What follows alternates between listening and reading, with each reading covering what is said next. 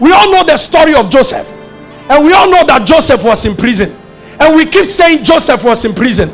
We say Joseph was in prison. We keep saying Joseph was in prison. Every day we say Joseph went to prison. And when you read the story or you follow it as if he went to prison and just came out, the guy was facing a life sentence. It was a life sentence. Remember, he was a slave, a Jew, who had been accused of, trying to rape the master's wife. And as a Jew, he had no lawyer. He was just cast in prison.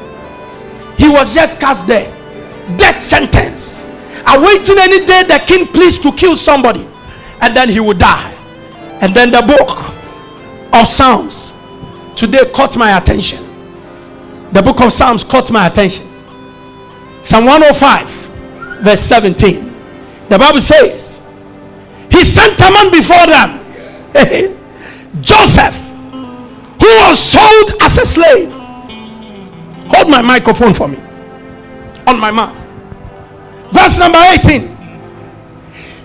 They hurt his feet with fetters, and he was laid in irons. For all the years that Joseph was in prison and being tried, this is how he sat. Because they made sure that your hands and your feet, I even want to try it, I cannot do it. When I was reading one commentary today, and the commentator said that daily he had his feet, I want to do it but I can't. His feet and his hands were tied like this together. And yet somebody had a dream, and the person came to tell him his dream. Even with his hands tied, he had grace to interpret. Ladies and gentlemen, sometimes our hands are tied. You think you are dead. No, there is still grace for survival. Like Moses, whose body as a little boy was put on the waters of Nile. Now is a big river, and nobody to canoe it away. Just a sister standing from afar and watching it.